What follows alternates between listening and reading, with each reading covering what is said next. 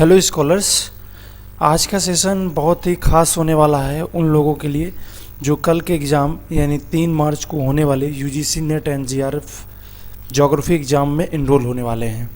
दोस्तों, यह वीडियो आपके लिए बहुत हेल्पफुल हो सकता है क्योंकि मैंने इसको इस प्रकार से फ्रेम किया हुआ है कि आप लास्ट के दिनों में इसको रिवीजन ट्रैक कर सके। जितने मेन मॉडल्स एंड थियरीज़ हैं in entire geography, right, but यहाँ पर हम लोग ह्यूमन ज्योग्राफी के कुछ सैलिएंट मॉडल एंड थियरीज़ देखने वाले हैं। दोस्तों, 8 स्लाइड हैं और 8 से ज़्यादा कंसेप्ट इसमें कवर होने वाले हैं। बहुत ही संक्षिप्त में इन सभी कंसेप्ट को हम कवर अप करेंगे, राइट। ये पहला पार्ट है। इसी के जस्ट बाद आप सबको सेकंड पार्ट में जितने मॉडल्स एंड थियरीज़ हैं ह्यूमन ज्योग्राफी को, उसको हम ब्रीफली डिस्कस कर लेंगे। तो आइए बिना किसी देरी के वीडियो को शुरू करते हैं। देखिए, हम सबसे पहले models and theories of human geography में पॉपुलेशन ज्योग्राफी से रिलेटेड जो मेन थियरीज़ हैं उनको डिस्कस करेंगे। देन सेटलमेंट से रिलेटेड जो थियरीज़ हैं उनको डिस्कस करने वाले हैं, राइट। तो आइए देखते हैं। देखिए, पॉपुलेशन ज्योग्राफी से रिलेटेड यानी पॉपुलेशन ग्रोथ और भी जो डिफरेंट कंपोनेंट्स होते हैं, इनसे रिलेटेड थियरीज में सबसे पहले हम माल्थस की जो थियरी है, द थियरी ऑफ पॉपुलेशन, इसको देखते हैं। जी हाँ दोस्तों, माल्थस एक यूरोपियन ज्योग्राफर थे जिनका पूरा नाम था थॉमस रॉबर्ट माल्थस। इन्होंने 1798 में अपना एक पेपर पब्लिश किया था जिसका नाम था an essay on the principle of population. और इसी एसे पेपर में इन्होंने थियरीज़ ऑफ पॉपुलेशन नाम के कुछ आउटलाइन या पॉइंट फाइंड आउट किए जिसको इन्होंने इसमें इंक्लूड किया गया। उसी को हम लोग देखने वाले हैं। That is very simple, we need to concentrate on this lecture, okay. देखिए, पहला पॉइंट है इस थियरी का। आइए देखते हैं इन सभी पॉइंट को। देखिए, पहला पॉइंट है the population growth rate is higher than the growth of resources, right. यानी जो पॉपुलेशन के ग्रोथ होने की रेट है वो जो फूड प्रोडक्शन के ग्रोथ होने की रेट है उससे कहीं ज़्यादा है, राइट। दूसरा पॉइंट इन्होंने कहा the population grow in geometric series, यानी जो पॉपुलेशन ग्रो होती है वो जियोमेट्रिक सीरीज में होती है, यानी 1 के बाद 2 तो 2 के बाद 4, यानी जो डिफरेंस है उसको मल्टीप्लाई करते हुए आपको कंसेक्यूटिव टर्म्स में चलना है। वहीं पर इन्होंने बात किया जो रिसोर्स है यानी फूड प्रोडक्शन का जो ग्रो है उसका सिनेरियो कैसा होता है, वो अर्थमेटिक सीरीज के रूप में होता है, यानी जो डिफरेंस है उसको प्लस करते जाइए कंसेक्यूटिव टर्म में, यानी 1 से 2, 1 का डिफरेंस है, 2 में 1 जोड़िए, 3 4 5 6, इस तरह से, राइट। यानी कहने का मतलब है जो पॉपुलेशन ग्रो कर रही है वो हाइयर रेट से कर रही है। That's why it seems as a geometric series, right. तो जाहिर सी बात है जब पॉपुलेशन ज़्यादा तेज़ से ग्रो कर रही है और रिसोर्स उतनी तेज़ से ग्रो नहीं कर पा रहा है तो एक समय के बाद ऐसा आएगा जब हमारी पॉपुलेशन रिसोर्स की तुलना में बहुत ज़्यादा हो जाएगी। जी हाँ, उसी को माल्थस ने कहा पॉइंट ऑफ फूड क्राइसिस। जैसा कि इस ग्राफ में आप देख पा रहे हैं कि यहाँ पर एक्स एक्सिस पे टाइम है और वाई एक्सिस पे आपका रिसोर्स है, राइट। 2 यहाँ पर आपको लाइन दिखाई जा रही हैं, एक है रेड कलर से जो पॉपुलेशन ग्रोथ के सिनेरियो को दिखा रही है, एक है फूड ग्रोथ को दिखा रही है जो कि ग्रीन कलर से है। आई होप आप सभी स्लाइड में देख पा रहे होंगे। तो आप इसमें देख रहे हैं ना कि टाइम के साथ कैसे जो पॉपुलेशन है वो ग्रो कर रही है, जो फूड भी है वो कैसे ग्रो कर रहा है। लेकिन एक समय के बाद इतना तेज़ी से पॉपुलेशन ग्रोथ रेट इंक्रीज़ होती है। क्यों इंक्रीज़ हुई? क्योंकि ये जियोमेट्रिक सीरीज में इंक्रीज़ हो रही है कि ये जो फूड ग्रोथ थी उसको क्रॉस कर गई, और जिस पॉइंट से ये दोनों इंटरेक्ट करती हैं, क्रॉस करती हैं, जहाँ से पॉपुलेशन ग्रोथ रेट कंपैरेटिवली ज़्यादा बढ़ जाता है, उसी को बोलते हैं पॉइंट ऑफ फूड क्राइसिस। यानी यहीं से फूड शॉर्टेज की प्रॉब्लम स्टार्ट हो जाती है, जब पॉपुलेशन को होल्ड करने के लिए हमारे पास पर्याप्त फूड नहीं होते, राइट। तो ये रहा पॉइंट ऑफ फूड क्राइसिस का कंसेप्ट। और आपने सीखा अभी तक कि जो पॉपुलेशन होती है वो ग्रो करती है जियोमेट्रिक सीरीज में, रिसोर्स जो होते हैं वो ग्रो करते हैं अर्थमेटिक सीरीज में। That is very important for the UGC net and GRF examination, right. इन्होंने और 2 पॉइंट जो मेन ऐड किए हैं वो क्या है कि in the 25 year the population would be 2 time. यानी इन्होंने कहा कि 25 साल में जो पॉपुलेशन है वो 2 गुना हो जाती है जो अभी करंट में। इसको किसने कहा था? माल्थस ने कहा था। इन रियलिटी चीज़ें बहुत डिफरेंट होती हैं, बट इन्होंने उसको समराइज करके अपने प्रेडिक्शन के हिसाब से बताया था। अगला पॉइंट है, if population growth is not prevented by man made check then positive check may be arises.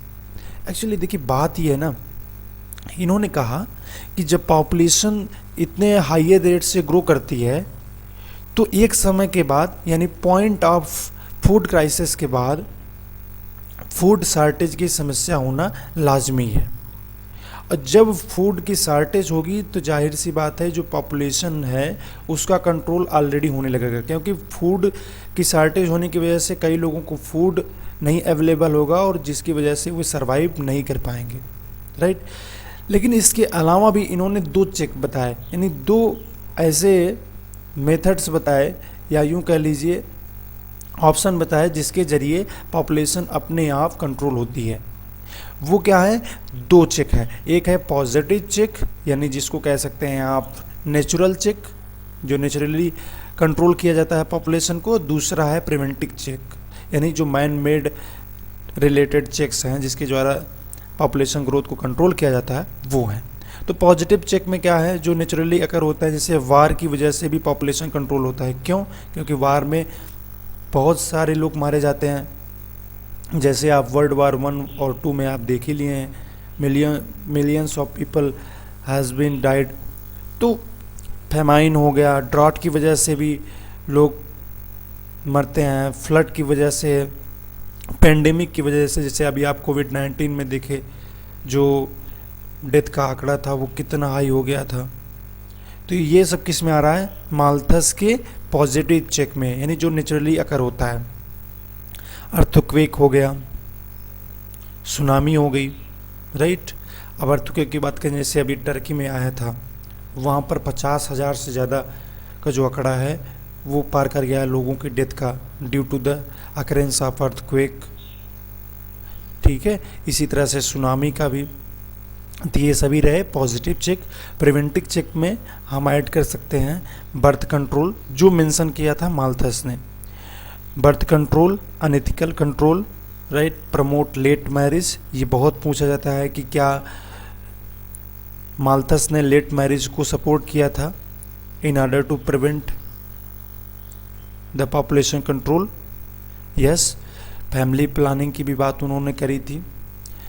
तो ये रहा इनकी थियरी, जिसको हमने बहुत संक्षिप्त में कवर अप किया है।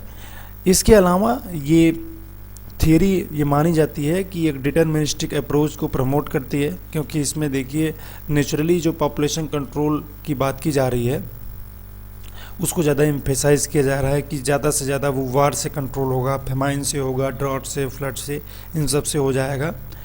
तो ये थोड़ा डिटरमिनिस्टिक अप्रोच को दर्शाती है, जिसमें जो मॉडर्न टेक्नोलॉजीज़ हैं बर्थ कंट्रोल की और जो डिफरेंट हेल्थ फैसिलिटीज़ अवेलेबल हो गई हैं डेथ कंट्रोल को करने के लिए, तो ये सभी जो चीज़ें इसको इन्होंने इंक्लूड नहीं किया है, जिसको इंक्लूड करना चाहिए था इनको। इसके क्रिटिसिज्म में आएगा। हालांकि अभी यूजीसी नेट के एग्ज़ाम में ये आपके लिए इम्पोर्टेंट नहीं है।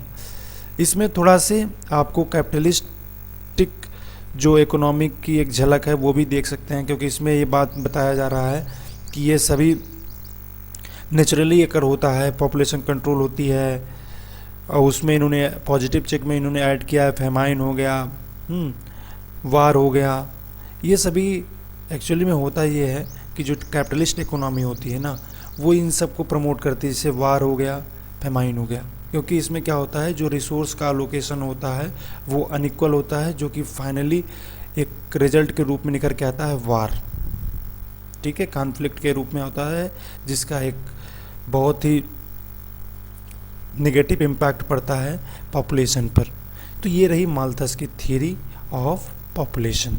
आइए नेक्स्ट थ्योरी देखते हैं।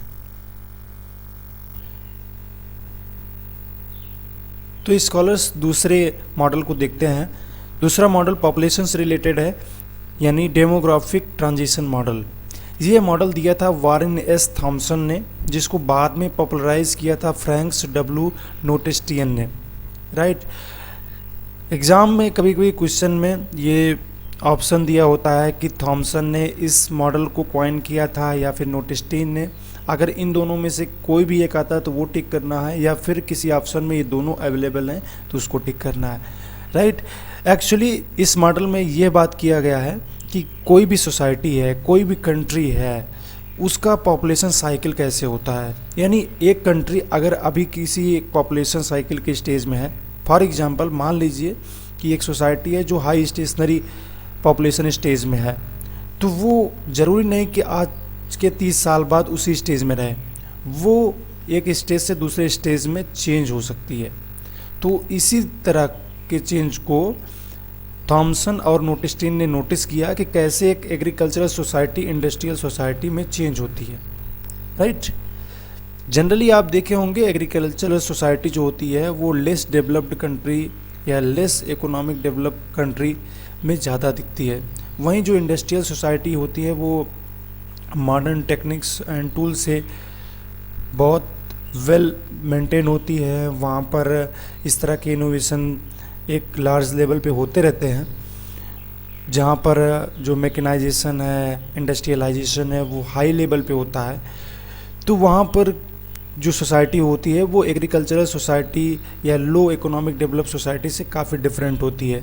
तो कैसे एक एग्रीकल्चरल सोसाइटी इंडस्ट्रियल सोसाइटी में कन्वर्ट होती है, क्या क्या स्टेजेस होती हैं, इसी को इस मॉडल में हम देखने वाले हैं। देखिए स्कॉलर्स, इसमें कहीं कहीं पर 4 स्टेज को मेंशन किया जाता है, कहीं कहीं पर इसमें 5 स्टेज को दर्शाया जाता है। आप ये मान के चलिए कि 5 स्टेज होती हैं। एग्ज़ाम में कभी कभी 4 भी आता है, तो मोरलेस हम 5 को मान के चलते हैं कि क्या क्या स्टेजेस हैं और किस तरह का पॉपुलेशन ग्रोथ सिनेरियो है और उसके डिटरमिनेंट्स इसमें क्या क्या लिए गए हैं, इन सबको देखने वाले हैं। देखिए आपने पढ़ा होगा जो पॉपुलेशन ग्रोथ होती है उसमें 3 पैरामीटर बहुत इंपॉर्टेंट होते हैं जो इसको डिटरमाइन करते हैं। वो क्या क्या है? एक तो है बर्थ रेट, दूसरा है डेथ रेट और तीसरा है माइग्रेशन। देखिए डेमोग्राफिक ट्रांजिशन मॉडल में माइग्रेशन को इंक्लूड नहीं किया गया है, केवल 2 पैरामीटर को आधार माना गया है पॉपुलेशन ग्रोथ को डिसाइड करने के लिए। वो 2 पैरामीटर क्या हैं? बर्थ रेट और डेथ रेट। राइट, आप जानते हैं कि population growth is equal to birth rate minus death rate. Right, यानी जहाँ पर बर्थ रेट और डेथ रेट का फासला कम होगा वहाँ पर पॉपुलेशन ग्रोथ जो होगी वो स्टेशनरी होगी, लगभग स्थिर होगी, ज़्यादा तेज इंक्रीज नहीं करेगी। लेकिन जहाँ पर बर्थ रेट और डेथ रेट के बीच फासला बढ़ेगा या बड़ा रहेगा वहाँ पर जो पॉपुलेशन ग्रोथ होगी वो ज़्यादा होगी। ये हम किस आधार पे कर रहे हैं? जो अभी हमने फार्मूला मेंशन किया। राइट, और इसी को ही नेचुरल इंक्रीज बोलते हैं। ये एक्चुअल इंक्रीज नहीं होती पॉपुलेशन ग्रोथ की, नेचुरल इंक्रीज है। राइट, तो आइए देखते हैं कितनी स्टेज हैं और उसमें किस स्टेज के लिए कौन सी कंडीशन होती है। देखिए जो पहली स्टेज है जिसको नाम देते हैं हाई स्टेशनरी, इसमें जो बर्थ रेट और डेथ रेट का सिनेरियो है वो यहाँ पर आप देख पा रहे हैं कि जो बर्थ रेट है वो लगभग स्टेशनरी है, बट जो डेथ रेट है वो फ्लक्चुएट कर रही है। बट दोनों का अगर आप वाई एक्सिस पे देखें तो एक हाई इंक्रीज को दिखा रहा है, यानी दोनों रेट यानी बर्थ और डेथ की दोनों हाई हैं, जिसको कौन सा स्टेज नाम दिया जाता है? High stationary. ये क्यों होता है? क्योंकि जब ये सोसाइटी के फर्स्ट स्टेज में कोई कंट्री या सोसाइटी होती है तो वहाँ पर इस तरह की यूजुअली कंडीशन दिखाई देती हैं, बट मोरलेस अगर वर्ल्ड में आप देखें तो इस तरह की कोई सोसाइटी या कंट्री नहीं है। कहीं कहीं पर कंसीडर किया जाता है कि जो अफ्रीका कॉन्टिनेंट के मोस्ट पुअरेस्ट कंट्रीज़ हैं, नामीबिया, इस तरह की कंट्री को इसमें इंक्लूड किया जाता है, क्योंकि वहाँ पर जैसे disease, famine, poor medical knowledge, इस तरह की जो प्रॉब्लम होती हैं वो वहाँ पर डोमिनेट करती हैं। वहाँ पर बहुत ज़्यादा मेडिकल जो केयर से रिलेटेड फैसिलिटीज़ हैं, सैनिटेशन, ये सब बहुत पुअर होता है। इस वजह से वहाँ पर डेथ रेट बहुत ज़्यादा होती है, और साथ ही साथ चूँकि एजुकेशन लेवल बहुत कम होता है, वहाँ पर लिटरेसी रेट बहुत कम होती है। इस वजह से लोगों को पॉपुलेशन कंट्रोल से रिलेटेड या फैमिली प्लानिंग से रिलेटेड जानकारी कम होती है, इसलिए बर्थ रेट भी वहाँ पर ज़्यादा देखने को मिलती है। दूसरा स्टेज हमारा है ईयरली एक्सपेंडिंग। इसमें क्या होता है, बर्थ रेट अभी भी हाई रहती है, लेकिन जो डेथ रेट होती है वो रैपिडली फॉल होती है, जिसकी वजह से एक बड़ा गैप देखने को मिलता है बर्थ रेट और डेथ रेट में। और यही वजह है कि इसी स्टेज में जो पॉपुलेशन ग्रोथ होती है वो एक्सपोनेंशियली ग्रो करती है, right, very rapid increase in the population growth. And what is the reason behind? Reason is the improvement in the medical care, water supply and sanitation promotes to fall the death rate, right. That's why the gap between the birth rate and death rate increases and ultimately resulted in the rapid increase in the population growth. So तीसरा हमारा जो stage है उसको नाम देते हैं late expanding. क्यों? क्योंकि देखिए जो एक्सपेंडिंग हो रहा था वो दूसरे स्टेज में हो गया, जिसको हमने नाम दिया ईयरली, और लेट यानी थर्ड में भी इस तरह के एक्सपेंड देखने को मिलते हैं। लेकिन इसमें क्या होता है कि इसमें बर्थ रेट भी गिरना चालू हो जाती है, ठीक है। ध्यान रखिएगा दोस्तों, इसके पहले जो यूजीसी नेट का एग्ज़ाम हुआ था उसमें फ्लक्चुएटिंग और फॉलिंग में कंफ्यूज कर दिया था क्वेश्चन में। यहाँ पर मैं बात कर रहा हूँ कि थर्ड स्टेज में जो बर्थ रेट है वो फॉल करना स्टार्ट हो जाती है, गिरने लगती है, लेकिन उसकी तुलना में जो डेथ रेट है वो और तेज़ी से फॉल होना शुरू हो जाती है, जिसकी वजह से जो गैप होता है वो लगभग बना होता है, लेकिन इस स्टेज के अंत आते आते जो ये गैप होता है वो नैरो होता जाता है। इस वजह से जो पॉपुलेशन होती है वो उतना तेज़ी से एक्सपैंड नहीं करती जितना ईयरली स्टेज में करती है। ये सभी इसलिए होता है क्योंकि जो मेडिकल फैसिलिटीज़ होती हैं, सैनिटेशन होता है, इन सब का प्रॉपर तरीके से इम्प्लीमेंटेशन होता है, और साथ ही साथ जो लिटरेसी रेट है वो भी उस सोसाइटी में बढ़ती है, जिसकी वजह से फैमिली प्लानिंग और कंट्रासेप्शन पाइल्स वगैरह का सोसाइटी में यूज होने लगता है एक्सटेंसिव लेवल पे। That's why the birth control and death control measures implemented. So आइए देखते हैं फोर्थ स्टेज क्या है इस मॉडल की, वो है लो स्टेशनरी, राइट। आपने स्टेशनरी रिलेटेड टर्म किस में सुना था? फर्स्ट स्टेज में, जैसा कि स्लाइड में आप देख पाए, लेकिन यहाँ पर हाई स्टेशनरी है, यहाँ पर लो स्टेशनरी है। क्यों? क्योंकि यहाँ पर जो डेथ रेट थी और बर्थ रेट थी उसके बीच में बिल्कुल नैरो गैप था, राइट, दोनों हाई थे। यहाँ पर गैप है, नैरो है, लेकिन उसकी तुलना में थोड़ा ज़्यादा गैप है, इसकी वजह से इसको नाम दिया जाता है लो स्टेशनरी। यहाँ पर जो पॉपुलेशन होती है वो भी लगभग अब स्टेशनरी हो जाती है, स्टेबल रेट से वो ग्रो करती है, बहुत एक्सपोनेंशियल रेट से नहीं करती है, राइट। ये इस वजह से होता है क्योंकि जो फैमिली प्लानिंग से रिलेटेड मेजर्स होते हैं, जो मैरिजेज होती हैं वो लेट एज में होने लगती हैं, गुड हेल्थ केयर और रिलायबल फूड सप्लाई भी प्रोवाइड की जाती है। तो इस तरह की जो फैसिलिटीज़ होती हैं वो सोसाइटी में अवेलेबल होती हैं ईज़िली, और इस तरह की सोसाइटी को यहीं से नाम दिया जाता है इंडस्ट्रियल सोसाइटीज़, राइट, जहाँ पर मैकेनाइजेशन लेवल, इंडस्ट्रियलाइजेशन और जो मॉडर्न फैसिलिटीज़ हैं, टेक्निक्स हैं, उन सब का इस सोसाइटी में बड़े एक्सटेंसिव लेवल पर प्रयोग किया जाता है, जिससे कि जो ह्यूमन एक्टिविटीज़ हैं उसको आसान बनाया जा सके। तो ये सभी सुविधाएं अवेलेबल होती हैं, इस वजह से यहाँ पर दोनों पैरामीटर यानी बर्थ और डेथ रेट दोनों लो होती हैं और जिसकी वजह से जो पॉपुलेशन ग्रोथ होती है वो बहुत ही धीरे से स्लोली वो ग्रो करती है। और 5 स्टेज है। कई कंट्रीज हैं जैसे जर्मनी, इवन फ्रांस में, साउथ कोरिया में भी इशू उठा था, वहाँ पर जो पॉपुलेशन है वो जो अल्टीमेट जो टोटल पॉपुलेशन है वो डिक्लाइन कर रही है। क्यों? क्योंकि वहाँ पर बर्थ रेट जो है वो डेथ रेट से कम हो गई है, राइट। और जब डेथ रेट ज़्यादा हो जाएगी बर्थ रेट से, तो वहाँ पर क्या होगा, जो टोटल पॉपुलेशन है वो डिक्लाइन होना शुरू कर देगी। और इसी स्टेज को नाम दिया गया डिक्लाइनिंग स्टेज। इस तरह की स्टेज कहाँ कहाँ देखने को मिली है अभी वर्ल्ड में? जर्मनी में और साउथ कोरिया में, इवन जापान में भी अब देखने को मिल रही है। यानी जो डेवलप्ड इंडस्ट्रियलाइज्ड सोसाइटी थी वहाँ पर इस तरह के जो पॉपुलेशन कैरेक्टरिस्टिक्स है वो देखने को मिल रही है। तो दोस्तों आपने देखा कि ये जो 5 स्टेज है इसमें कैसे एक सोसाइटी जिसको सो कॉल्ड एग्रीकल्चरल सोसाइटी कहा जाता है वो कन्वर्ट होकर के इंडस्ट्रियल सोसाइटी में जाती है। तो जब इस तरह के चेंज होते हैं तो किस तरह से जो पॉपुलेशन रिलेटेड मेजर्स हैं उसमें कैसे चेंज आता है, राइट। जैसे आपने देखा हाई स्टेशनरी स्टेज में लगभग आप देखेंगे तो वर्ल्ड के कोई भी कंट्री नहीं है, ठीक है। सेकेंडरी स्टेज में इजिप्ट है, केन्या है, इंडिया को कंसीडर किया जाता है इसी स्टेज में, ठीक है। थर्ड स्टेज में ब्राज़ील को कंसीडर किया जाता है। और फोर्थ स्टेज में जहाँ पर बहुत धीरे से पॉपुलेशन ग्रो कर रही है, बट ध्यान रखिएगा ग्रो कर रही है, तो इसमें जो डेवलप्ड कंट्रीज़ हैं जैसे यूएसए हो गया, फ्रांस हो गया, यूके हो गया, नीदरलैंड हो गया, तो इस तरह के कंट्री आते हैं। और फिफ्थ कंट्री में जैसा हमने बताया कि जो टोटल पॉपुलेशन है वही डिक्लाइन होना शुरू कर देती है, ठीक है।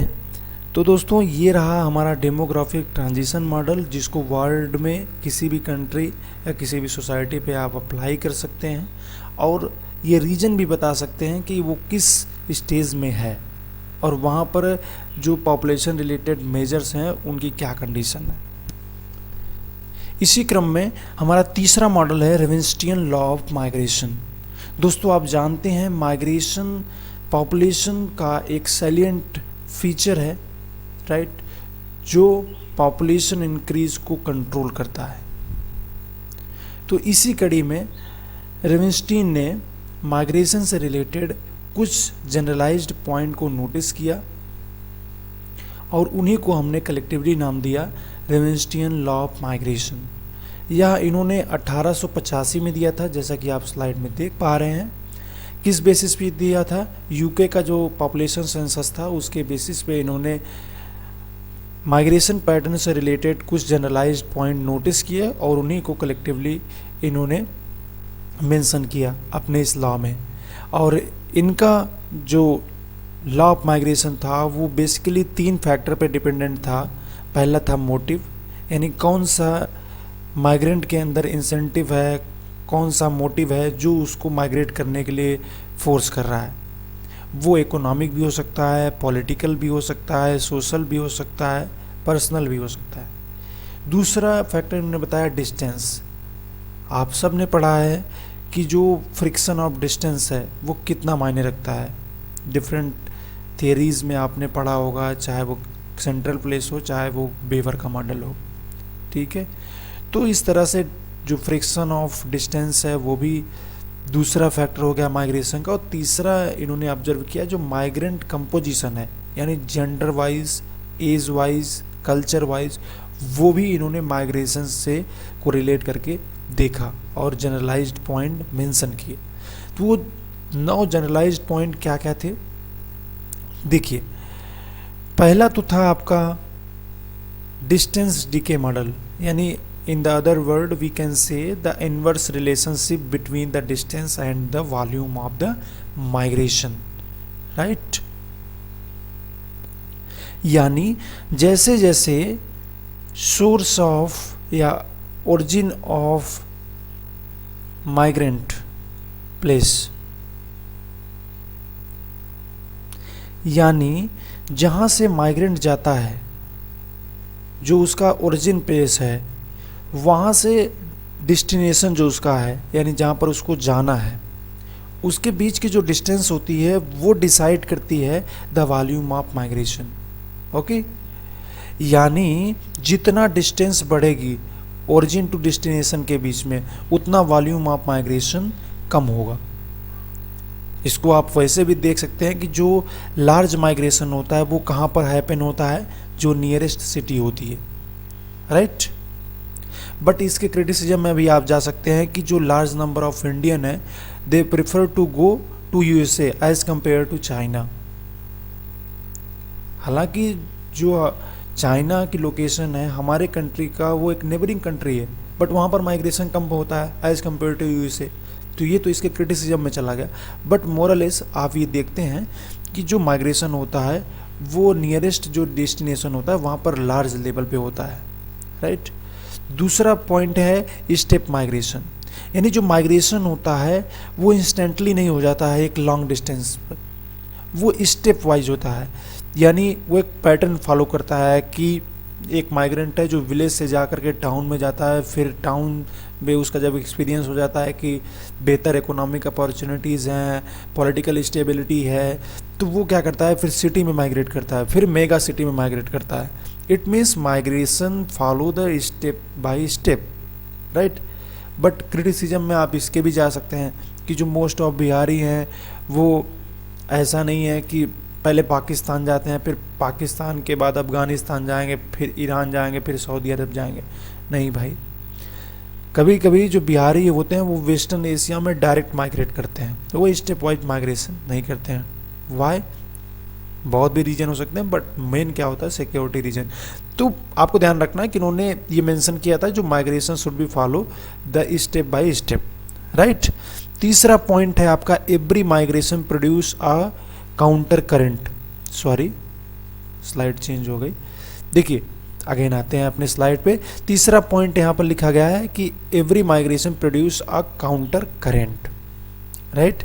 आपने पढ़ा होगा कि जब यहाँ से कोई इंडियन माइग्रेट करके जाता है फॉरेन कंट्री में, ठीक है, तो वहाँ से जो रेमिटेंस होता है वो अपने इंडिया में भेजता है, और फाइनली जब उसका वर्क वहाँ पर कंप्लीट हो जाता है तो वो भी खुद वहाँ से लौट के आता है। यानी जब माइग्रेशन होता है तो एक काउंटर करंट भी प्रोड्यूस होती है। जब माइग्रेंट इंडिया से फॉरेन कंट्री में गया तो उसके बाद वहाँ से रेमिटेंस और वो खुद वापस लौट के आता है, तो एक माइग्रेशन दूसरा और भी हुआ जिसको काउंटर करंट बोलते हैं, राइट। तीसरा पॉइंट है female is more flexible in the inside country migration than the male, right. यानी जो फीमेल होती हैं वो इंटरनल माइग्रेशन में ज़्यादा फ्लेक्सिबल होती हैं as compare to international migration. आप यूजुअली देखे होंगे जो इंटरनेशनल माइग्रेशन होता है वो ज़्यादातर मेल पर्सनालिटी जो होती है वो माइग्रेट करती है। इस पॉइंट को इन्होंने नोट किया। तीसरा था माइग्रेशन इज एज स्पेसिफिक। जैसा हमने बात किया नहीं, माइग्रेंट कंपोजिशन, उनका जेंडर भी मायने रखता है, उनकी एज भी मायने रखती है, ठीक है। तो वही यहाँ पर कह रहा है कि जो माइग्रेशन होता है वो एज स्पेसिफिक होता है, यानी जो यंग होते हैं या जो एडल्ट मेन या फीमेल होती हैं वही ज़्यादा माइग्रेट करती हैं, ठीक है। और अगला पॉइंट है migration mostly happen because of economic reason. देखिए ये देखा जाए तो लगभग बहुत सत्य है, क्योंकि जो मोर और लेस जो माइग्रेशन होता है वो ज़्यादातर जॉब अपॉर्चुनिटी के लिए होता है, और जॉब एक्चुअली एक इनकम का तरीका है, ठीक है। इस वजह से इन्होंने नोटिस किया कि जो माइग्रेशन होता है मोस्टली वो इकोनॉमिक रीजन से होता है। हो सकता है कि जहाँ पर उसका ओरिजिन प्लेस है, बर्थ प्लेस है, वहाँ पर इकोनॉमिक अपॉर्चुनिटीज़ बहुत कम हो, तो वो उसको मजबूर करती हैं बाहर जाने के लिए, माइग्रेट करने के लिए, जहाँ पर बेटर जॉब अपॉर्चुनिटी हो, इकोनॉमिक एक्टिविटीज़ हो, पॉलिटिकल स्टेबिलिटी हो, ठीक है। तो इस तरह के रीजन में उसको जाने के लिए फोर्स करती हैं। अगला पॉइंट है migration is the main reason for the population growth of large city than the natural birth या नेचुरल इंक्रीज। बिल्कुल सही बात है। देखिए जो सिटी ग्रो करती है ना, वो अपने नेचुरल इंक्रीज की वजह से नहीं ग्रो करती है, उसका वो मेन रीजन नहीं है। मेन रीजन होता है उस सिटी में होने वाले इन माइग्रेशन का, आउट माइग्रेशन का नहीं, इन माइग्रेशन का। क्योंकि जो सिटी होती है उसमें नेचुरल इंक्रीज से ज़्यादा पॉपुलेशन इंक्रीज नहीं करती, बल्कि उसका कितना पुलिंग पावर है, कितना वो अपने सराउंडिंग एरियाज से पॉपुलेशन को खींच रही है, जिसको मृडाल ने नाम दिया था बैकवास इफेक्ट। इससे क्या होता है कि आसपास के जो सराउंडिंग एरियाज हैं, इवन जो बहुत फार अवे हैं, वहाँ से भी पॉपुलेशन आकर के कंसंट्रेट होती है सिटी एरियाज में, लार्ज सिटी एरियाज में। तो वही यहाँ पर कह रहा है कि जो लार्ज सिटी होती है उसकी पॉपुलेशन ग्रोथ जो होती है वो नेचुरल इंक्रीज की वजह से नहीं होती है, बल्कि इन माइग्रेशन की वजह से होती है। ठीक है, अगला पॉइंट है the majority of migrants are young, इसको हमने मेंशन कर दिया है। अगला पॉइंट है more migration happened in the rural areas as compare to urban areas. आप जानते हैं कि जो अर्बन एरियाज होते हैं वो मोस्टली डिस्टिनेशन होते हैं माइग्रेंट के, तो destination to other destination migration बहुत कम होता है, कम पॉसिबल होता है। यूजुअली ये देखा गया है जो डिप्रेस्ड रीजन है, जहाँ पर लेस इकोनॉमिक अपॉर्चुनिटीज़ अवेलेबल हैं, पॉलिटिकल इनस्टेबिलिटी है, सिक्योरिटी मेजर बहुत पुअर है, क्राइम बहुत ज़्यादा है, ठीक है, जो सोशल प्रॉब्लम है वो बहुत डोमिनेट करती है। तो इस तरह के जो रीज़न है जहाँ पर इस तरह की जो प्रॉब्लम्स है वो डोमिनेट करती है, तो वो है रूरल एरियाज़। तो वहाँ से लोग माइग्रेट करते हैं अदर ऐसे रीजन में जहाँ पर इस तरह की प्रॉब्लम से वे निजात पा सकें। ठीक है, इसीलिए कह रहा है कि more migration happened in the rural areas as compare to urban areas. ये रहा रेविनस्टीन के कुछ माइग्रेशन से रिलेटेड जनरलाइज्ड पॉइंट जिसको आपको ध्यान में रखना है, क्योंकि UGC net and JRF examination में डायरेक्ट यही फैक्ट रख दिया जाता है। जैसे मान लीजिए उसमें रख दिया the female is more flexible in the inside country migration than the male, it is true, it is included in the Ravenstein model of migration और नॉट। ठीक है, तो आता है असर्टेन रीजन में उसमें आता है, तो आपको इसको ध्यान रखना है ना, वो पॉइंट बहुत इंपॉर्टेंट है। ठीक है, इसके अलावा भी माइग्रेशन से रिलेटेड मॉडल हैं, जिस ग्रेविटी मॉडल ऑफ माइग्रेशन किसने दिया था, विलियम जे रेली ने। कब दिया था, 1931 में। फार्मूला क्या है, पीएफ बराबर P1 into P2 upon are square. यहाँ पर जो पीएफ है वो ये दर्शाता है कि द फोर्स ऑफ अट्रैक्शन, एक जो डेस्टिनेशन प्लेस है उसका फोर्स ऑफ अट्रैक्शन क्या है, इज इक्वल टू P1 मतलब population of first city into P2 population of second city upon distance between these cities are societies are, उसी का square. ध्यान रखिएगा आर स्क्वायर है, यहाँ पर कभी कभी पूछा जाता है। दूसरा पॉइंट है, दूसरा मॉडल है थियरी ऑफ इंटरवेनिंग अपॉर्चुनिटी, जिसको दिया था स्टॉफर ने। और तीसरा मॉडल है Lee's push pull theory of migration. देखिए जो दोनों थियरी है ना, स्टॉफर की और ली की, एडवर्ड ली की, ये थोड़ा सिमिलर है, इसलिए आपको बहुत माइन्यूटली देखना है। स्टॉफर ने बात की है इंटरवेनिंग अपॉर्चुनिटी की, राइट, जिसमें इन्होंने कहा कि जो ओरिजिन और डेस्टिनेशन प्लेस है माइग्रेशन का, उसके बीच में जो माइग्रेंट है उसको ये जब तक इसकी प्रॉपर जानकारी नहीं होती है कि जो उसको अपॉर्चुनिटी वहाँ पर मिलने वाली है, वो इकोनॉमिक रिलेटेड हो सकती है, सिक्योरिटी मेजर हो सकता है, स्टेबिलिटी हो सकती है, तो इस तरह की जो अपॉर्चुनिटी हैं जब उसको अवेलेबल होती हैं तभी वो माइग्रेट करता है। वहीं पर ली ने क्या बात किया था, intervening barrier, right, intervening constant, यानी कहा उन्होंने कि जो दो डोमेन होता है माइग्रेंट से रिलेटेड, एक तो है कि पुश जो फैक्टर होते हैं जो उसके बर्थ प्लेस से जुड़े होते हैं, जो उसको इन्फोर्स करते हैं to migrate from this region, वो कई होते हैं, जैसे अनएम्प्लॉयमेंट हो गया, पॉलिटिकल इनस्टेबिलिटी हो गई, क्राइम हो गया, सिक्योरिटी मेजर हो गए, ये सब किस में आएंगे? पुश फैक्टर में, यानी जो उसको पुश करते हैं यहाँ से निकलने के लिए। दूसरा आपका डोमेन क्या है माइग्रेंट से रिलेटेड? पुल फैक्टर, जो उसको पुल करते हैं यानी अट्रैक्ट करते हैं, खींचते हैं, राइट। उसमें इकोनॉमिक अपॉर्चुनिटी हो सकती है, पॉलिटिकल स्टेबिलिटी हो सकती है, सिक्योर सोसाइटी हो सकती है, क्राइम लेस और क्राइम फ्री सोसाइटी हो सकती है। तो इस तरह के जो कंडीशंस होती हैं ये पुल फैक्टर में आते हैं, जो माइग्रेंट को अट्रैक्ट करती हैं। तो वही ली ने बात किया कि इन दोनों डोमेन के बीच में जो इंटरवेनिंग कांस्टेंट होते हैं, जैसे डिस्टेंस हो गया, जोग्राफिकल बैरियर होते हैं, तो इन सभी को तभी माइग्रेंट पार करके पुल वाले डोमेन में जा पाता है जब पुल वाला डोमेन इतना डोमिनेट करे, इतना ज़्यादा उसको अपॉर्चुनिटी दे, जिससे कि वो इन सब इंटरवेनिंग बैरियर को क्रॉस करके वहाँ पर चला जाए और अपने बेटर लिविंग ऑफ स्टैंडर्ड को कर सके। ठीक है, तो ली ने ओवरऑल बात किया था इंटरवेनिंग बैरियर की, और वहीं पर स्टॉपर ने बात किया था इंटरवेनिंग अपॉर्चुनिटी की। ठीक है, अब अगली थियरी है हमारी जेलेंस्की की माइग्रेशन ट्रांजिशन मॉडल। देखिए जेलेंस्की ने अपने माइग्रेशन मॉडल में, जो आपने अभी पढ़ा था डेमोग्राफिक ट्रांजिशन मॉडल, उसको बेस बनाया था। इसमें इन्होंने बताया कि जो माइग्रेशन सिनेरियो है उसके भी जो पॉपुलेशन साइकिल के 5 स्टेज होते हैं उसका बहुत बड़ा इन्फ्लुएंस होता है, राइट।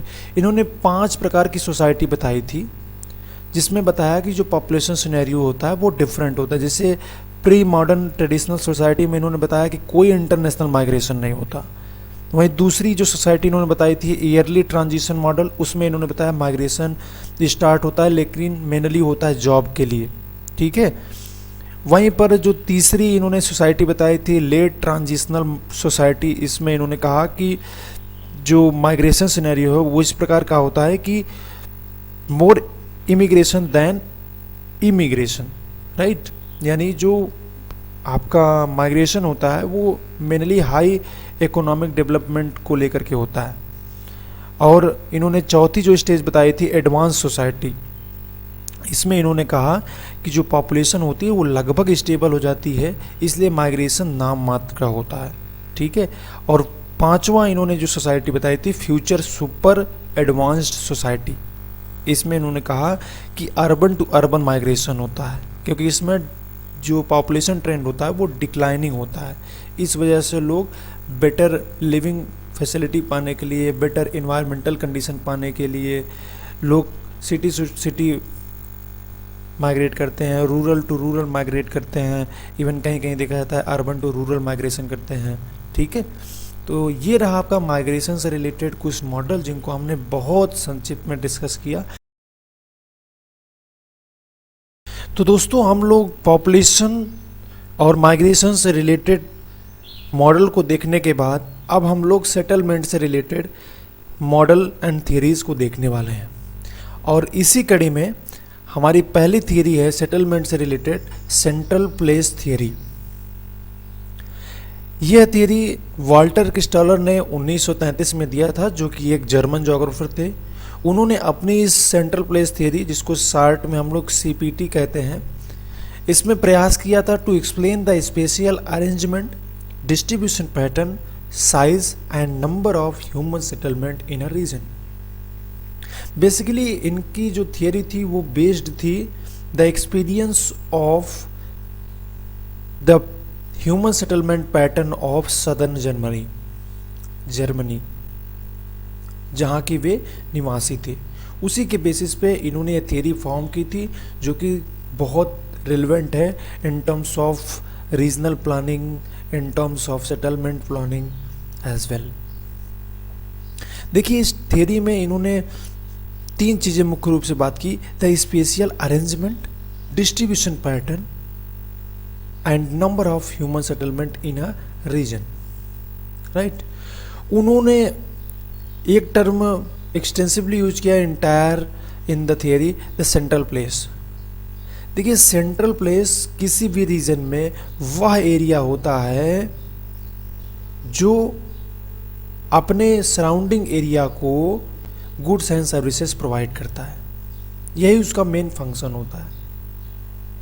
वो सेंट्रल प्लेस कोई भी यूनिट ऑफ ह्यूमन सेटलमेंट हो सकती है, वो विलेज भी हो सकता है, टाउन भी हो सकता है, सिटी भी हो सकती है, मेगा सिटी भी हो सकती है। बस यही ध्यान रखना है, जो विलेज है वो लो ऑर्डर का सेटलमेंट है, वहीं जो मेगा सिटी है वो हायर ऑर्डर का सेटलमेंट है।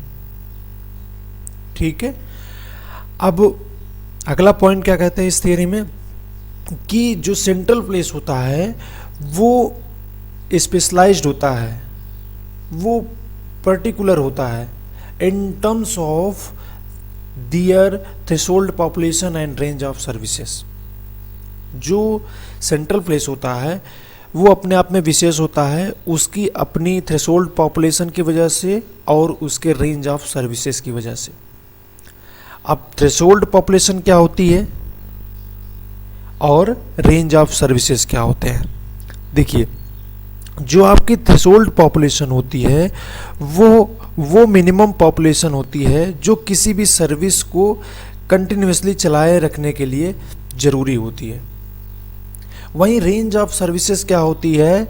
The maximum distance that a consumer want to travel to purchase good and services. यानी वो मैक्सिमम डिस्टेंस होती है सेंट्रल प्लेस से जहाँ तक एक कंज्यूमर जाता है गुड्स एंड सर्विसेज को लेने के लिए। ठीक है, तो इस प्रकार से ये दोनों कंसेप्ट किसी भी सेंट्रल प्लेस को स्पेशल बनाते हैं।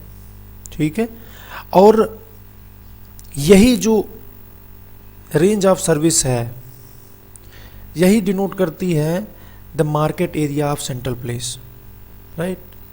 और के की वैल्यू भी यही बताती है the influence of central place, यानी उसका इन्फ्लुएंस कहाँ तक है। और ये जो के की वैल्यू है यही है हेक्सागोनल के नंबर। अगर के की वैल्यू 3 है तो यानी उस सेंट्रल प्लेस का जो कवर एरिया है वो 3 हेक्सागोनल शेप के बराबर है। अगर के की वैल्यू 4 है तो वही मतलब है, यानी 4 हेक्सागोनल शेप को वो कवर करता है in terms of providing goods and services. ठीक है, और जैसा हमने मेंशन किया कि हेक्सागोनल शेप एक्चुअली इन्होंने इसलिए सेलेक्ट किया क्योंकि प्रॉपर सेटलमेंट पैटर्न को दर्शाने के लिए ये सबसे अच्छा शेप होता है। इसके अलावा भी ये सर्कुलर शेप को सेलेक्ट कर सकते थे, but in the circular shape the overlapping problem is prominent, that's why he selected hexagonal shape to show the range of services of a particular central place. ठीक है, तो ये रहा कुछ पॉइंट जो इस सेंट्रल प्लेस थियरी को समझने के लिए ज़रूरी होता है। और भी इन्होंने कंसेप्ट दिए हैं, but due to time shortage we are going to forward. तो इन्होंने कुछ एजम्पशंस मानी जिसके बेसिस पे इन्होंने 3 प्रिंसिपल दिए हैं। तो आइए देख लेते हैं बहुत संक्षिप्त में क्या क्या एजम्पशन मानी। आइसोट्रैफिक सरफेस को माना है सेटलमेंट को दर्शाने के लिए, जिसमें पॉपुलेशन इक्वली डिस्ट्रीब्यूटेड है। जो फिजिकल कांस्टेंट होते हैं, पर्वत पठार, ये सब बिल्कुल नहीं है, बिल्कुल फ्लैट प्लेन है। वहाँ पर जो डिमांड है वो भी इक्वल है। जो ट्रांसपोर्ट कास्ट है वो प्रोपोर्शनली रिलेटेड है डिस्टेंस के, क्योंकि जैसे जैसे डिस्टेंस बढ़ती है वैसे वैसे ट्रांसपोर्ट कास्ट बढ़ती है। और इस तरह से जो कंज्यूमर हैं वो भी इकोनॉमिक होते हैं, फुल्ली एजुकेटेड होते हैं, अवेयर होते हैं डिमांड एंड सप्लाई पे। तो ये सभी एजेंशंस हैं जिसके बेसिस पे इन्होंने 3 प्रिंसिपल दिए हैं। उसमें से पहला है मार्केटिंग प्रिंसिपल। मार्केटिंग प्रिंसिपल में के की वैल्यू है 3। वो कैसे आई है इसको हम बाद में डिस्कस करेंगे। आइए देख लेते हैं पहले ये कहता क्या है प्रिंसिपल। ये प्रिंसिपल कहता है कि जो हाई ऑर्डर का सेटलमेंट है वो अपने सेटलमेंट एरिया के साथ साथ, यानी अपने रेंज ऑफ सर्विस एरिया के साथ साथ जो लोअर ऑर्डर के सेटलमेंट हैं उनके 1/3 पार्ट को सर्व करता है। यानी जैसे अभी आप यहाँ पर देख पा रहे हैं कि ये जो हाई ऑर्डर का सेटलमेंट है, जो आपको स्लाइड में देख रहे हैं इस ग्राफ में जो बॉल दिख रही हैं रेड कलर की, ये सभी ह्यूमन सेटलमेंट के सेंट्रल प्लेस को दिखाती हैं। यानी सेंट्रल प्लेस को डिनोट करती हैं। जो बड़े शेप का बॉल है ये हाई ऑर्डर का सेंट्रल प्लेस है, जो उससे थोड़ा छोटा है वो मिडिल ऑर्डर का सेंट्रल प्लेस है, जो सबसे छोटा है वो लोअर ऑर्डर का सेटलमेंट है। ठीक है, तो वही कह रहा है यहाँ पर कि मार्केटिंग प्रिंसिपल में एक सेंट्रल प्लेस का जो मार्केट एरिया होता है वो हाई ऑर्डर का जो सर्व एरिया होता है उसके साथ साथ जो लोअर ऑर्डर के सेंट्रल प्लेस होते हैं उसके 1/3 पार्ट को भी सर्व करता है। तो जैसे मान लीजिए 1/3 इसका, 1/3 इसका, 2/3 हो गया, फिर इसका भी 1/3 यानी एक सेंट्रल प्लेस ये हो गया। एक पूरा सेंट्रल प्लेस का एरिया जो हेक्सागोनल है ये इसको कवर कर रहा है, 2 हो गए, और बाकी के बचे 1/3 1/3 1/3 कि जो हेक्सागोनल के एरियाज हैं उसको सर्व करता है। यानी टोटल 3 हेक्सागोनल के बराबर जो सेंट्रल प्लेस होता है मार्केट एरिया प्रिंसिपल में उस इतने एरिया को सर्व करता है। वहीं अगर हम बात करें ट्रांसपोर्ट प्रिंसिपल में, इसमें जो के की वैल्यू है वो 4 है। इसका मतलब है कि ट्रांसपोर्ट प्रिंसिपल के अंतर्गत जो सेंट्रल प्लेस होता है वो 4 हेक्सागोनल शेप के बराबर के एरिया को सर्व करता है। वो कैसे करता है?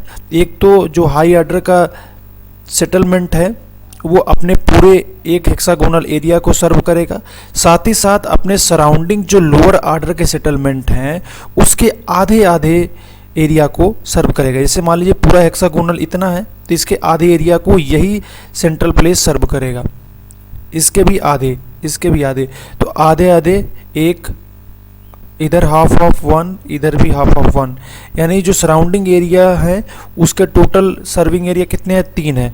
इसका खुद का अपना सर्विंग एरिया कितना है? हाई ऑर्डर का 1 है। 3 और 1 मिला के 4 हेक्सागोनल शेप के बराबर ये एरिया को सर्व करता है। वहीं अगर हम बात करें एडमिनिस्ट्रेटिव प्रिंसिपल की, तो इसमें ये कहता है कि जो central place administrative point of view से सर्व करते हैं वो अपने सेंट्रल प्लेस एरिया को तो कवर करते ही हैं, साथ ही साथ जो उसके सराउंडिंग एरिया में जो 6 हेक्सागोनल शेप के रेंज ऑफ सर्विस या मार्केट एरिया उन सब को भी इंक्लूड करता है, जिसकी वजह से के की वैल्यू हो जाती है 7। तो ये रहा क्रिस्टालर के सेंट्रल प्लेस थ्योरी का, तो ये रहा क्रिस्टालर की सेंट्रल प्लेस थ्योरी से रिलेटेड कुछ पॉइंट। सेटलमेंट से रिलेटेड मॉडल में सीपीटी बाय क्रिस्टालर को देखने के बाद हम लोग रैंक साइज रूल जो कि जेके जिप ने दिया था इसको देखने वाले हैं। इससे क्वेश्चन 2 तरह के क्वेश्चन आते हैं, एक तो कभी कभी डायरेक्ट फार्मूला पूछा जाता है या फिर उसका एप्लीकेशन, या फिर ये जो बाद में 2 फोर्सेस दिए गए हैं इन सबको डायरेक्टली पूछा जाता है कि किस जोग्राफर ने इन दोनों फोर्स के बात की थी। तो इस तरह के कई नंबर ऑफ क्वेश्चंस बनते हैं इस टॉपिक से, इस रूल से। तो इसको आइए देखते हैं, हम लोग बहुत संक्षिप्त में देखेंगे।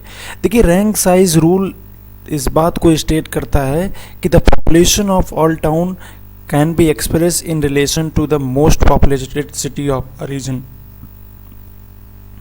राइट। यानी एक किसी रीजन में जो मोस्ट पॉपुलेटेड सिटी है उसके आधार पे जो अदर उस रीजन में सिटीज़ हैं उनकी पॉपुलेशन को हम असेस कर सकते हैं। इसको जेके जिप ने बताया था और इसके लिए इन्होंने फार्मूला इजाद किया था Pn बराबर P1/n, यानी the population of nth town is equal to population of most populated city upon the rank of city. ठीक, तो अगर आपको किसी भी सिटी की पॉपुलेशन निकालनी है तो सबसे पहले से मान लीजिए कि किसी रीजन में 5 सिटी हैं, राइट। अब 5 सिटी को आपको डिसेंडिंग ऑर्डर में इन टर्म्स ऑफ पॉपुलेशन अरेंज कर लेना है। तो इस फार्मूले के हिसाब से, इनके रूल के हिसाब से जो मोस्ट पॉपुलेटेड सिटी होगी उसका आधा सेकेंड रैंक वाली होगी, उसका तिहाई थर्ड रैंक वाली होगी। ठीक है, तो ये रहा इनका एक आइडियल पॉइंट जो कि नॉर्मली देखने को नहीं मिलता है, लेकिन इसी के आसपास, इसी के इर्द गिर्द जो मोस्ट एडवांस्ड कंट्रीज़ हैं वहाँ पर जो अर्बन का सेटलमेंट है और ख़ासतौर से उसकी जो पॉपुलेशन है उसमें इस तरह का जो सिनेरियो है मोरलेस देखने को मिलता है, बट इंडिया और चाइना में इस तरह के कोई भी एग्जाम्पल अवेलेबल नहीं है। रैंक साइज रूल के इस फार्मूला के आधार पे हम जो मोस्ट पॉपुलेटेड सिटी है उसके पॉपुलेशन साइज के आधार पर जो अदर उससे कम पॉपुलेटेड सिटी हैं उनकी पॉपुलेशन को असेस कर सकते हैं। और इसी पीएन वैल्यू के आधार पर जीके जिफ ने इसको लॉगरिथमिक स्केल पर इस डेटा को प्लॉट किया और उन्होंने एक पैटर्न फाउंड किया अर्बन ग्रोथ का, जिसके आधार पे इन्होंने 4 प्रकार के पैटर्न बताए। एक तो है प्राइमरी पैटर्न, जैसा कि स्लाइड में देख पा रहे हैं, ये जो ग्राफ बना हुआ है लॉगरिथमिक स्केल पे, प्राइमरी पैटर्न, ये है binary pattern, step order pattern और रैंक साइज रूल पैटर्न। देखिए एग्जाम पॉइंट ऑफ व्यू से अगर आप इसको देखेंगे तो यूजीसी नेट में इस तरह के क्वेश्चन आए हैं कि ये किस प्रकार के पैटर्न को दिखाता है, यानी जो सेंटर से कॉन्वेक्स है और ये जो सेंटर से कॉनकेव है, ये किस तरह के पैटर्न को दिखाता है। तो आपको ध्यान रखना है ये सारे ग्राफ किस प्रकार के पैटर्न को डिनोट करते हैं। इसमें जो ईच डॉट हैं वो रिप्रेजेंट करते हैं एक टाउन को, ठीक है। इसको हम डिटेल में डिस्कस करेंगे अपने ह्यूमन ज्योग्राफी के लेक्चर सीरीज में। अभी यहाँ पर इन सभी पैटर्न को आप इस ग्राफ में देख लीजिए। इसके अलावा जेके जिफ ने 2 प्रकार के फोर्सेस को बताया जो कंट्रोल करते हैं द डिस्ट्रीब्यूशन ऑफ सिटी। उन्होंने इन 2 फोर्सों में पहला फोर्स कहा द फोर्स ऑफ डाइवर्सिफिकेशन। उन्होंने कहा जो सिटी का डिस्ट्रीब्यूशन है वो किसी एक स्थान पर कंसंट्रेट करने के लिए जो फोर्स वर्क करता है उसको बोलते हैं फोर्स ऑफ यूनिफिकेशन, और जो फोर्स सिटी को एक स्थान पर कंसंट्रेट ना होने देता है, होने नहीं देते हैं, ऐसे फोर्सेस को बोलते हैं फोर्स ऑफ डाइवर्सिफिकेशन। यानी सिटी को वो डाइवर्स करना चाहते हैं, expand in the east direction. तो ये कब पॉसिबल है, जब उस सिटी में जो ट्रांसपोर्ट लिंक है वो वेल डेवलप्ड हो, तो जिसके जरिए जो सिटी का एक्सपैंडिंग एरिया हो वो चारों दिशा में वितरित हो जाएगा, डाइवर्स हो जाएगा, वो एक किसी स्थान पे कंसंट्रेट नहीं होगा। वहीं पर मान लीजिए कुछ फैक्टर हैं, जैसे मान लीजिए जो प्रोडक्शन सेंटर है, जो बिल्कुल स्पेशलाइज्ड प्रोडक्शन सेंटर है वो सिटी में है, तो वो क्या करता है, वो ऐसा फोर्स जनरेट करता है जो सिटी के दूर दराज के क्षेत्र होते हैं, दूर दराज की जो फैसिलिटी होती हैं उसको अट्रैक्ट करके सिटी की एक स्थान पर कंसंट्रेट कर देता है। जैसे मान लीजिए कोई mega health facility related hospital है, तो वो क्या करता है, अदर जो economic activities, health facility related activities हैं उन सबको उस एरिया पे कंसंट्रेट करता है, उसके अंदर पुलिंग पावर होती है। तो इस फोर्स को क्या बोलते हैं, फोर्स ऑफ यूनिफिकेशन। इसके ज़रिए क्या होता है, इन्होंने डिस्क्राइब किया कि एक सिटी का जो डिस्ट्रीब्यूशन है वो डिपेंड करता है, क्योंकि सिटी एक्सपैंड करेगी या फिर एक स्थान पर कंसंट्रेट होगी, ये इन्होंने अपने इस रूल में बताया। तो ये रहा जेके जिफ का रैंक साइज रूल। अब आइए अगला हम देखते हैं अर्बन लैंड यूज से रिलेटेड 3 मॉडल। पहला मॉडल है कंसेंट्रिक जोन मॉडल, जिसको ईडब्ल्यू बर्गीस ने दिया था। लैंड यूज से रिलेटेड, खासतौर से अर्बन लैंड यूज से रिलेटेड जो मॉडल है उसमें सबसे पहले ईडब्ल्यू बर्गीस ने दिया था, जिसमें इन्होंने 5 कंसेंट्रिक जोन बनाए थे। कंसेंट्रिक मतलब इनसर्कल जोन, जिसमें पहला जोन सीबीडी बनाया। आप सबको मालूम है सेंट्रल बिजनेस डिस्ट्रिक्ट, जो कि सिटी के लगभग सेंटर में होता है, तो उसको इन्होंने जोन नंबर 1 दिया। उसके बाद दूसरा ट्रांजिशन जोन बनाया, और तीसरा वर्कर होम बनाया, चौथा बेटर रेजिडेंस बनाया, 5वां कम्यूटर जोन बनाया। कम्यूटर जोन क्या होता है, जहाँ से जो वर्कर होते हैं काम करने के लिए आते हैं और काम करके फिर से पुनः अपने उस इलाके में चले जाते हैं। तो इस तरह के इलाकों के लिए कौन सा जोन बनाया ईडब्ल्यू बर्गीस ने, कम्यूटर जोन बनाया। दूसरा मॉडल है सेक्टर या वेज मॉडल, जिसको होमर हॉयट ने दिया था डेविस के साथ मिलकर के। देखिए इस मॉडल में इन्होंने जो सिटी के जोन बनाए थे वो कंसेंट्रिक जोन नहीं थे, बल्कि वो सेक्टर वाइज थे। तो और क्या इसकी पेक्युलरिटी है, ये ट्रांसपोर्ट से लिंकेजेस हैं, और किसी जो अर्बन लैंड यूज मॉडल दिए गए हैं उसमें ट्रांसपोर्ट लिंक का जिक्र नहीं है। इसी में केवल ट्रांसपोर्ट लिंक की बात की गई है। तो इसमें भी सेम सिनेरियो आप देख सकते हैं, थोड़ा बहुत आपको चेंजेस मिलेंगे। जैसे सीबीडी है वो आपके सेंटर में रहेगा, जोन नंबर 1। दूसरा है होलसेल और मैन्युफैक्चरिंग, ये इसमें नया ऐड किया गया है। और ये जो इलाका होता है होलसेल और मैन्युफैक्चरिंग का, ये सीबीडी से जुड़ा होता है, क्योंकि सीबीडी में सारी जो इकोनॉमिक एक्टिविटीज़ होती हैं, सेलिंग की, बाई की, रिटेल हाउस, ये सभी कहाँ होते हैं? सीबीडी में। तो जो होलसेल होता है वो सीबीडी से जुड़ा होता है, और जो मैन्युफैक्चरिंग वर्क होता है इसके लिए लार्ज एरिया चाहता है, ज़रूरत होती है।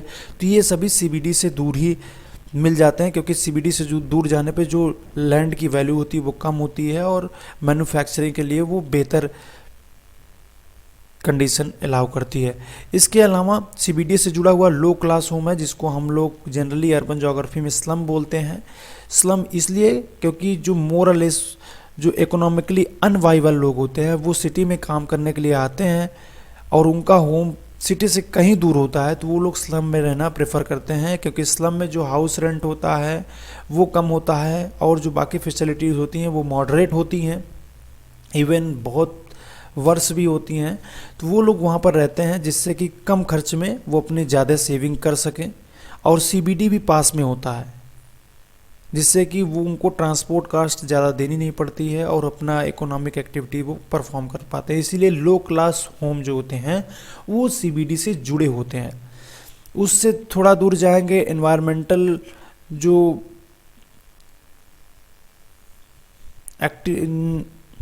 एनवायरमेंटल से रिलेटेड जो प्रॉब्लम होती है वो थोड़ा कम होती हैं, और एनवायरमेंटली वो एरिया रहने के लिए ज़्यादा वाइबल होता है। इस वजह से मिडिल क्लास के लोग वहाँ पर रहते हैं, जो जिनके पास थोड़ा बहुत ट्रांसपोर्ट कास्ट को बियर करने की क्षमता होती है, वो लोग वहाँ उस रीजन में रहते हैं। और जो सबसे बेटर रेजिडेंस पाते हैं, जो बेटर फैसिलिटी के साथ बेटर इन्वायरमेंटल कंडीशन को में सर्वाइव करना चाहते हैं, वो लोग हाई क्लास रेजिडेंस इलाके में रहते हैं, जो कि सीबीडी से जुड़ा होता है ट्रांसपोर्ट लिंक के जरिए, और सिटी के सबसे फार मोस्ट रीजन तक वो लोकेट होता है। ठीक है, तो ये रहा सेक्टर मॉडल। इसके बाद वो मल्टीपल न्यूक्लियाई मॉडल आता है, जो कि सबसे ज़्यादा एप्लीकेबल है। इसको हैरिस और उलमैन ने दिया था, और पेपर का नाम था द नेचर ऑफ सिटीज़।